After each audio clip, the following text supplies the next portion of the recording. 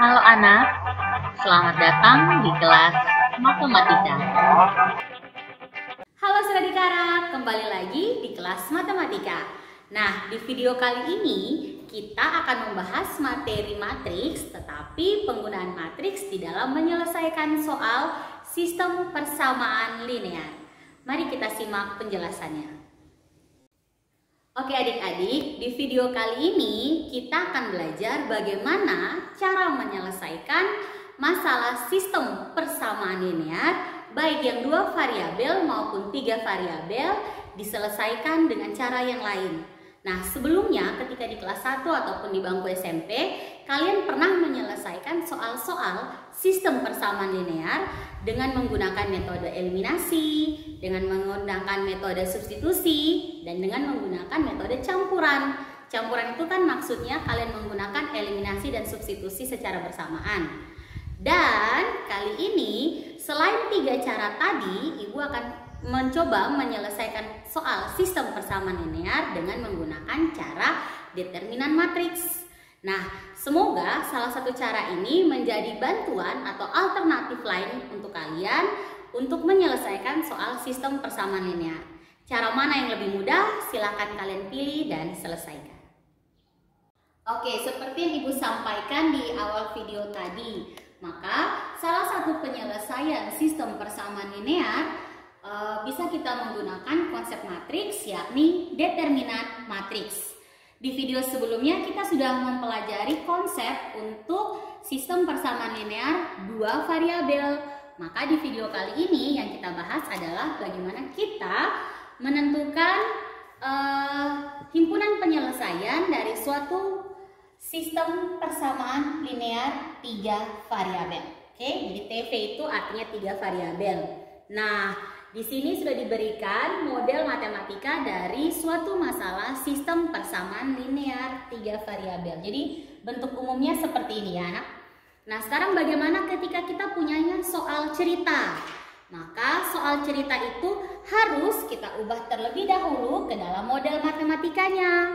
Nah, untuk menyelesaikan himpunan penyelesaian alias nilai X, Y, dan Z, maka kita ubah model matematika ini ke dalam bentuk matriks. Caranya sama seperti SPLDV. Oke, kita buat dulu dia punya matriks, isi matriks. Supaya sebentar kita tinggal isi elemennya. Nah, yang matriks pertama, elemennya itu adalah koefisien dari model matriksnya kita. Model matematika SPLTV kita.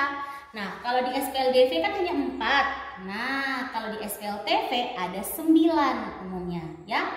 Sehingga nanti di sini A, B, C, K, L, ini L ya. Nanti kamu kira E lagi. Ini L, oke. L, habis itu M, kemudian P, Q, R.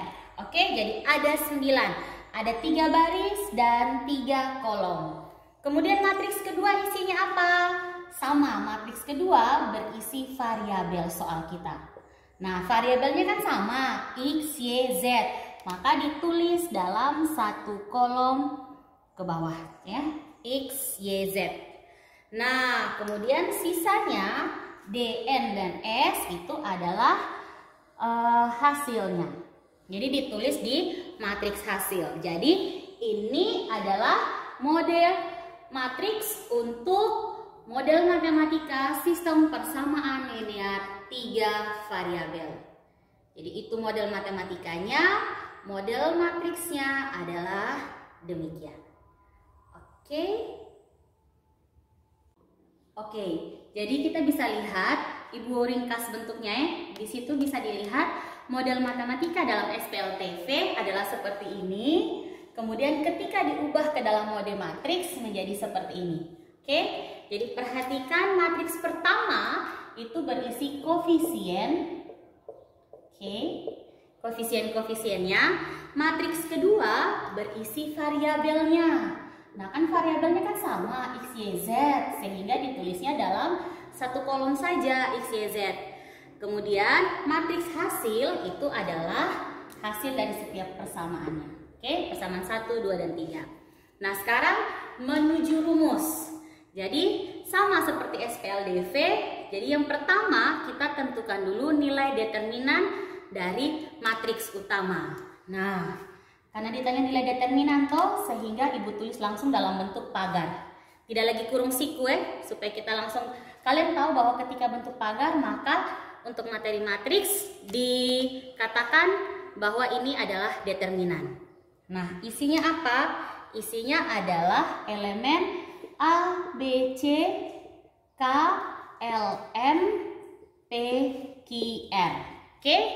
Nah, ingat kembali materi menentukan nilai determinan untuk ordo 3x3. Nah, ini 3. Nanti kalau kita tarik diagonal utama masih kurang toh? Sehingga ini dia. 2 kolom pertama kita tulis kembali di belakang atau di luar tanda determinan. Jadi di sini nanti kita tulis tambah AB, KL, dan PQ. Nah, kalau sudah lengkap, tinggal kita mulai perhitungan kita. Oke, Ibu kasih bantuan. Hitung selalu mulai dari diagonal utama. Ini ALR, berarti kurung pertama kita adalah perkalian A kali L kali R, terus tambah dengan ini diagonal utama lagi BMP, B kali M kali P, tambah satu lagi diagonal utama C kaki, berarti C kali K kali Q. Nah, dikurangi dengan lawannya. Lawannya berarti kita lihat namanya lawan, berarti dia balik arah. Di sini dia CLP. Maka di sini CLP tambah. Kenapa tambah? Karena mereka searah toh. Kurangnya sudah satu kali di luar, makanya ada kurung utama. AMQ. Di sini AMQ. Tambah satu lagi BKR. Oke. BKR. Nah, oke. ALR, BMP, CKG dikurangi dengan diagonal lawannya. Sampai di sini bisa mengikuti. Jadi hati-hati Ibu omong sekali untuk di sini. Perhatikan tanda kurung. Ini ada kurung 1, 2, 3, terus kurung besar. Begitu juga yang sebelah kanan. Ini ada kurung 1, 2, 3, kemudian kurung besar. Artinya kalian kerjakan dulu hasil perhitungan yang kurung kecil ini. Kemudian kalian tambahkan menjadi satu hasil untuk kurung pertama. Langkah yang sama untuk kurung kedua. Jadi hitung dulu hasil perkalian kurung di dalam ini. Kemudian kalian jumlahkan jadi satu hasil di kurung kedua. Nah, nilai determinan akhirnya itu adalah hasil dari kurung pertama dikurangi dengan hasil dari kurung kedua. Perhatikan tanda kurung. Hati-hati. Oke, kita lanjut ke poin kedua, yaitu mencari nilai determinan untuk variabel X. Nah, determinan untuk variabel X sama kita kerjakan simbol determinan. Kemudian kita lihat posisi variabel X itu kan ada di kiri. Ada di kiri kan ya, di kiri di sini. Artinya dia punya koefisien yang A, K dengan P, kita ganti dengan hasil. Sehingga di sini Ibu bisa tulis DNS, oke. Baru yang lainnya tetap. Ini tetap BC, ini tetap LM, ini tetap QR. Oke. Nah, karena ini masih dengan determinan 3, ordo 3x3, maka di sini langkah penyelesaiannya juga sama. Tulis kembali 2 kolom yang pertama di belakang simbol determinannya. Oke. Oke, sampai di sini bisa mengikuti pelan-pelan sambil latihan. Oke. Nah, sekarang kita mulai hitung. Perhatikan selalu dimulai dengan diagonal utamanya. Ini DLR, berarti di sini kurung besar yang pertama. DLR tambah. Kemudian BMS.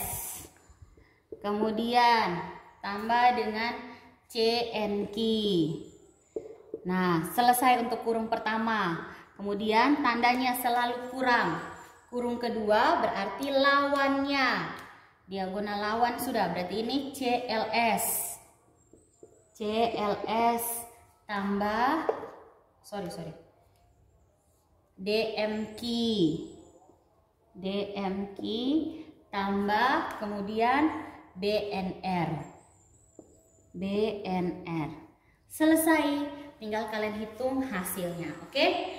Langkah yang sama kita gunakan untuk cari nilai determinan Y-nya.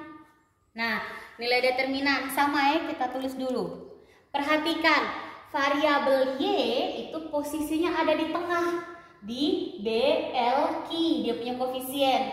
Sehingga karena kita mau cari nilai determinan Y, berarti BLQ-nya kita ganti dengan DNS. Jadi dia punya kolom yang tengahnya ini kita ganti dengan DNS. Kolom 1 dan 3-nya tetap, berarti di sini tetap A dengan C, di sini tetap K dengan M, di sini tetap P dengan R. Nah, untuk menghitung nilai determinannya sama ya, kita tulis kembali dua kolom yang pertama. Berarti sini kita tulis AD, KN, dan PS. Cara menghitung determinannya sama anak. Hitung dulu dari diagonal utama, berarti ANR tambah yang berikutnya DMP. Oke, kemudian yang berikutnya CKS. Selesai untuk kurung pertama. Kurung kedua artinya diagonal lawannya, berarti CNP tambah berikutnya AMS,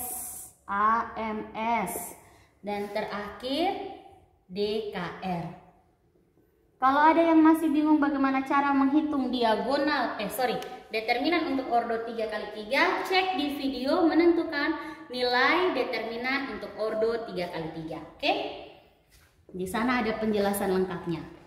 Nah, sekarang untuk cari variabel Z masih dengan model yang sama. Oke, jadi nanti kita tulis, lihat, perhatikan, variabel Z itu posisinya ada di sebelah kanan, yang koefisiennya adalah C, M, dan R. Artinya si C, M, dan R kita ganti dengan D, N, dan S. Sementara dua kolom depannya tetap.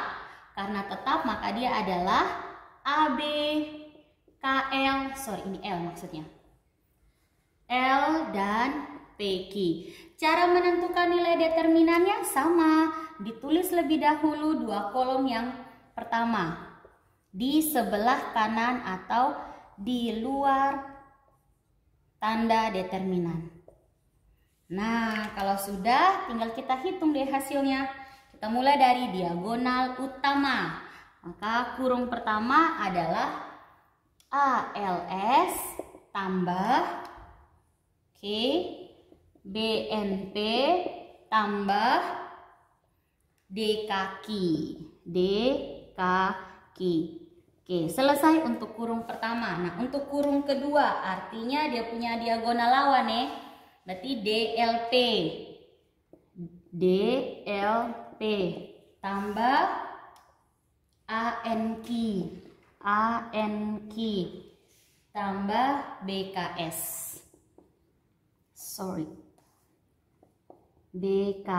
Selesai untuk kurung kedua. Nah, sekarang kita lihat bahwa kita nanti bisa temukan nilai determinan untuk variabel X, determinan untuk variabel Y, dan determinan untuk variabel Z. Yang harus kalian ingat adalah ketika kita menentukan nilai determinan dari suatu variabel, artinya elemen dalam matriks yang memuat variabel tersebut digantikan dengan hasilnya. Oke? Nah, setelah kita dapat keempat nilai tadi, maka kita bisa di sini harus maka kita bisa menulis kesimpulan untuk rumusnya. Artinya maka diperoleh yang pertama, variabel X itu dengan rumus dx per d. D ini maksudnya determinan variabel X per determinan umumnya. Kemudian variabel Y adalah determinan variabel Y per determinan umumnya. Dan untuk Z, determinan variabel Z dengan determinan umumnya. Maka untuk menentukan himpunan penyelesaian dari SPLTV, langkahnya adalah yang pertama, mengubah lebih dahulu model matematika dalam bentuk SPLTV tadi ke dalam matriks. Oke, setelah kita punya model matriksnya, berikutnya kita tentukan nilai determinan. Setelah itu nilai determinan variabel X. Setelah itu nilai determinan variabel Y. Setelah itu nilai determinan variabel Z. Nah, setelah nilai determinannya semua diperoleh, berikutnya adalah kita menentukan himpunan penyelesaiannya dengan rumus X sama dengan dx per d, Y sama dengan dy per d, dan Z sama dengan dz per d. Oke, demikian konsep untuk menyelesaikan sistem persamaan linear 3 variabel dengan metode matriks. Oke, selamat belajar, selamat mencoba. Jika ada pertanyaan bisa ditanyakan di kolom komentar. Selamat belajar.